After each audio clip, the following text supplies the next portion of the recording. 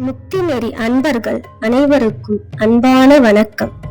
நம்முடைய முக்தி நெறி YouTube channel மூலமாக 63 நாயன்மார்களின் வரலாற்றை அறியவிருக்கிறோம். அந்த வகையிலே இன்றைய தினம் நாம் அறியவிருக்கக்கூடிய நாயன்மார் இயற்பகை நாயனார் என்ற திருப்பெயரை உடையவர். இல்லையே எண்ணாத இயற்பகைக்கும் அடியேன். இயற்பகை நாயனார் சோழ நாட்டிலே காவிரி பூம்பட்டினம் என்னும் ஊரில் வணிகர் குலத்திலே பிறந்தவர் இயற்பகை நாயனார் ஆவார். அவர் இல்லறத்தில் ஈடுபட்டிருந்தார். சிவபெருமான் மீது பெரும் பக்தி கொண்டிருந்தார்.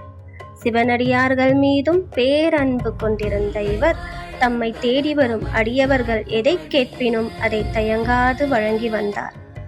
சிவபெருமான் இயற்பகையாரின் அடியார் பக்தியை உலகிற்கு காட்ட திருவுள்ளம் கொண்டார்.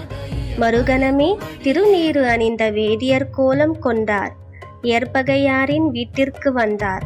அவர் இயற்பகையாரிடம் ஒரு பொருளை வேண்டியே இங்கே வந்துள்ளேன், அதை தருவீரோ என்று கேட்டார். இயற்பகையார் அவ்வேதியரை வணங்கி, தாங்கள் கேட்ட பொருள் என்னிடம் உள்ளதென்றால் நிச்சயமாக தருவேன் என்றார்.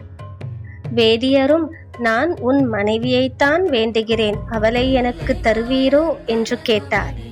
அதை கேட்டதும், அடியவரே மிக்க மகிழ்ச்சி, தாங்கள் என்னிடம் உள்ள பொருளை கேட்டதற்கு நன்றி என்று கூறி தன் மனைவியாரை அழைத்தார். வேதியர் வேண்டியதை மனைவியாரிடமும் கூறினார். அப்பெண்மணியும் அடியவர் தொண்டே சிறந்தது என்று அதற்கு சம்மதித்தார். அடியவருடன் புறப்பட தயாரானார். உடனே அடியவர் இயற்பகையாரை நோக்கி, நீர் உன் மனைவியை எனக்கு தந்துவிட்டீர், ஆனால் உன் சுற்றத்தாரும் இவ்வூரில் உள்ளவர்களும் இதற்கு சம்மதிக்க மாட்டார்கள். அதனால் நான் உமது மனைவியுடன் இவ்வூர் எல்லையை கடக்கும் வரை எமக்கு பாதுகாப்பு தர வேண்டும் என்று கூறினார். இயற்பகையாரும், தாங்கள் இந்த ஊர் எல்லையை கடக்கும் வரை நானே உங்களுக்கு துணையாக வாள் ஏந்தி வருகிறேன் என்று கூறியபடி அடியவருடன் புறப்பட்டார். ஒரு சிவனடியார் இயற்பகையாரின் மனைவியை அழைத்து செல்வதையும் அவர்களுக்கு இயற்பகையாரை காவலுக்கு செல்வதையும் கண்டு சுற்றத்தாரும் ஊராரும் கடுங்கோபம் கொண்டனர். அவர்கள் இயற்பகையாரிடம் வந்து, உம் மனைவியை யாரோ ஒரு வேதியனுடன் அனுப்ப துணிந்தது மட்டுமல்லாமல் அவர்களுக்கு காவலாய் வேறு செல்கிறாயே, உமக்கு புத்தி கெட்டு போனதோ என்று கேட்டனர். இயற்பகையார், சுற்றத்தாரிடம் பேசாமல் விலகி போய்விடுங்கள், இல்லையென்றால் உங்கள் உயிர் உடலில் தரிக்காது என்று கூறினார்.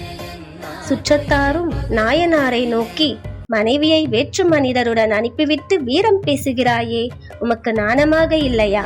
உமக்கு நாணம் இல்லாமல் இருக்கலாம், ஆனால் நாங்கள் இதற்கு ஒப்புக்கொள்ள மாட்டோம் என்று கூறி வேதியரை நோக்கி ஓடினார்கள். வேதியரை தாக்குவதற்கு கையை ஓங்கினார்கள். இதை கண்ட இயற்பகையாரின் கோபம் எல்லை கடந்தது. அவர் தன் கையில் இருந்த வாளால் வேதியரை நெருங்கியவர்களை எல்லாம் சரம் மாறியாக வெட்டி வீழ்த்தினார். வேதியரை தாக்க முயன்ற அனைவரும் உடல் துண்டாகி விழுந்தனர். பின் வேதியரையும் அவரோடு செல்லும் தன் மனைவியையும் அழைத்து கொண்டு திருச்சாய்க்காடு என்ற இடத்திற்கு வந்தார். அங்கு வந்ததும் வேதியர் இயற்பகையாரிடம், இனி உன் துணை எமக்கு தேவையில்லை, நீர் திரும்பிச் செல்லலாம் என்று கூறினார். இயற்பகையாரும் திரும்பி நடந்தார். சிறிது தூரம் நடந்த இயற்பகையார் காதில், இயற்பகையே அபயம் அபயம் என்று வேதியரின் குரல் கேட்டது.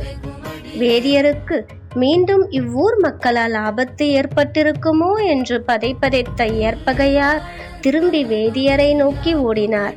என்ன ஆச்சரியம், அங்கே வேதியரை காணவில்லை. மனைவியார் மட்டும் நின்று கொண்டிருந்தார். அக்கணமே சிவபெருமான் உமாதேவியாரோடு இடப வாகனத்தில் திருக்காட்சி நல்கினார். இயற்பகையே, நீ அடியவர் மீது கொண்ட பேரன்பு எம்மை மகிழ்ச்சி அடைய செய்தது. நீயும் உம் மனைவியும் சிவலோகம் வந்தடையுங்கள் என்று திருவாய் மலர்ந்தருளினார்.